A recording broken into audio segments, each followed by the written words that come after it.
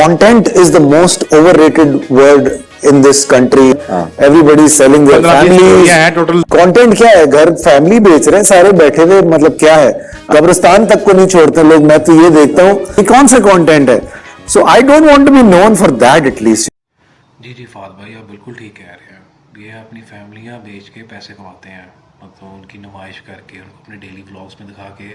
पर मेन मसला ये नहीं है। असल जो मसला है वो आपको भी पता है, जिसमें आप दोगले बन जाते हैं और बात नहीं करते उसके बारे में। ठीक है, ये जितने भी हो गए, माज हो गया, डक्की हो गया, माना कि उनका कंटेंट क्रिंज है और मतलब कि थका हुआ कंटेंट है, बिल्कुल ही वाहियात है। लेकिन फिर भी मेन मसला ये नहीं है। वो तो फिर फैमिली दिखा रहे हैं, मतलब फैमिली की उनकी डेली रूटीन वगैरह ये वो, और पैसे कमा रहे हैं उस पर। असल जो मसला है वो उस पर कोई बात ही नहीं कर रहा। आप तो चलो दोगले हैं ही, बल्कि पूरी इंडस्ट्री दोगलों से भरी हुई है। देखें जी, ये जो आजकल नया ट्रेंड शुरू हुआ है पिछले 2-3 साल में, इन्फ्लुएंसर मार्केटिंग, मॉडल्स, इन्फ्लुएंसर्स, ये वो, इन्होंने जो नया तमाशा शुरू किया हुआ है, ये तो पिछले 2-3 साल से इन्होंने तबाही मचाई हुई है, आग लगाई हुई है इंस्टाग्राम पे। और ये सिर्फ इंस्टाग्राम पे ही है, स्नैपचैट वगैरह पे तो एम ही बस कुछ भी नहीं है। इन्होंने अपने बायो के अंदर बस ले दिया होता है this and that and this and that, कि जी model, blow candles on 22, blow candles on this, blow candles on that, ये वो। बाकी इनमें किसी चीज़ की कोई टैलेंट नहीं है। बस इन्होंने कपड़े पहन के खड़े हो जाना है, कपड़े वो भी आधे, ठीक है, हर चीज़ नज़र आ रही होती है और पैसे कमा रही हैं। इन पे कोई कुछ नहीं बोलता। एक बंदा पूरे कपड़े में व्लॉग कर रहा है, उस पर मसला है। आधे कपड़े में मॉडल काम कर रही है, उसमें मसला नहीं है। फिर ऊपर से इन्होंने जो इन्फ्लुएंसिंग के नाम पे एक जेली लाइफस्टाइल, एक ओवर, मतलब कौन सी मतलब दुनिया में जी हम इन्फ्लुएंसिंग करके आ गए हैं तो हम बहुत पैसा कमा रहे हैं, हमारे पास आईफोन्स हैं, हम इंटरनेशनल ट्रिप्स कर रहे हैं। तो ये और भी आने वाले नए लड़के लड़कियों को इन्फ्लुएंस करते हैं जी इस फील्ड में आने के लिए। वो आ तो जाते हैं, लेकिन इसमें रियलिटी बिल्कुल डिफरेंट होती है। एक जेली लाइफस्टाइल ये प्रमोट करते हैं और उस पर ये प्राउड करते हैं कि जी हम तो ये, हम तो वो हैं।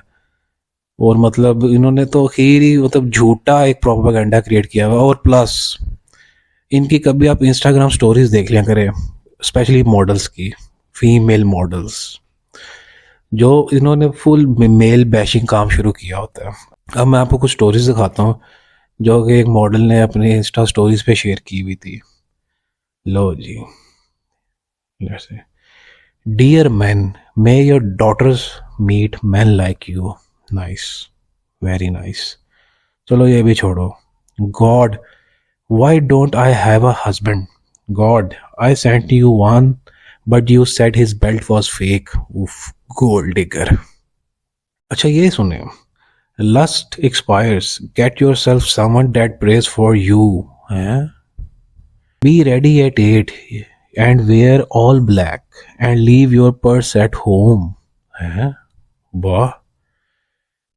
And सबसे मेन चीज, I find it very abusive to put pressure on men to provide us with a life we cannot provide for ourselves as women. Nice. As much as women are not rehabilitation centers for badly raised men, men are not poverty eradication plans for lazy women. वाह दीदी, वाह दीदी, नहीं दीदी, वाह दीदी, what is this? दीदी, दीदी। पहले स्टोरीज में फुल पैसा चाहिए, पैसा चाहिए, एंड पे ये डाल दिया। क्या कवर किया दीदी आपने, माशाल्लाह। ये तो कुछ नहीं, ये देखें, Who the fuck raised me to believe I need a new outfit for every event? Baby आप अपनी अम्मी से पूछे, अपने अब्बू से पूछे, मुझे ऐसा क्यों बनाया है, और अगर बनाया है तो प्लीज़ मेरे खर्चे भी उठाएं। क्यों मुझे बाहर जाके देखना पड़ता है कि कौन मेरे खर्चे उठा सकता है, इसकी मैं गर्लफ्रेंड बन जाऊँ, इसकी मैं कुछ बन जाऊँ, ये वो। इतने दोगले और इतनी गंदी इंडस्ट्री ये बन चुकी हुई है कि इसका कोई हल नहीं है। और इल्ज़ाम डालते हैं व्लॉगर्स पे कि ये सोसाइटी ख़राब कर रहे हैं।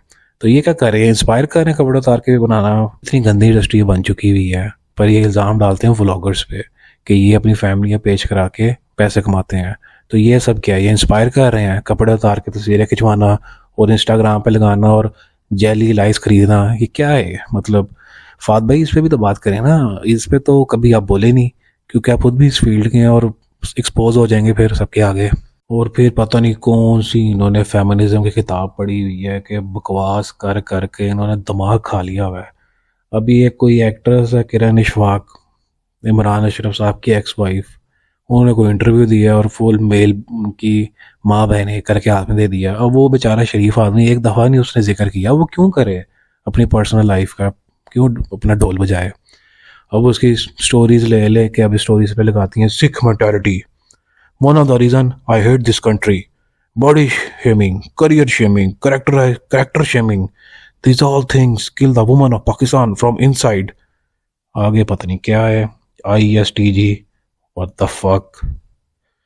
मतलब ये इनकी सोच है, मतलब ये थर्ड क्लास है इनका, कोई मतलब कोई चीज़ नहीं है और सिर्फ इन्होंने पैसा कमाना है जिस तरह मर्जी कमाए ये, और फिर ये इल्ज़ाम देते हैं व्लॉगर्स को।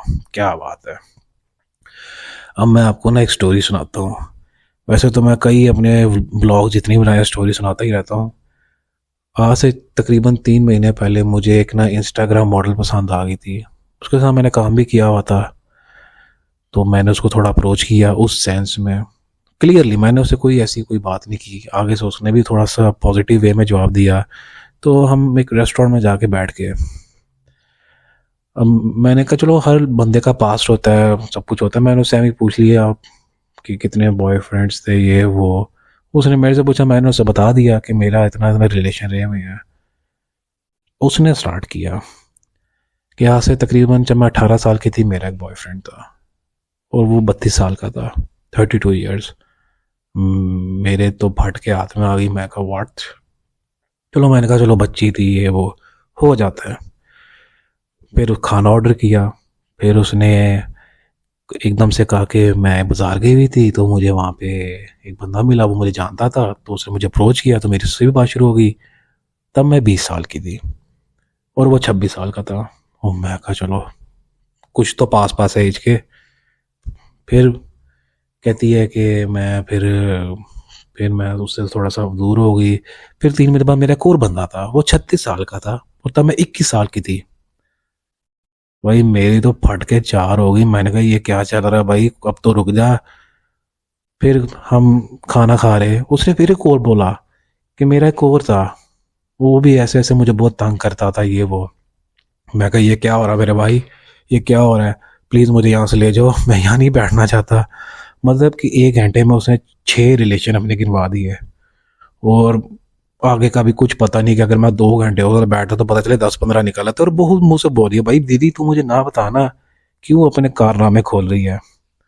खैर इतनी स्टोरी बस इतनी है। चलें, will see you in next video. अब किसी और को एक्सपोज करेंगे, किसी और इंडस्ट्री को एक्सपोज करेंगे। सी यू सून, बाय।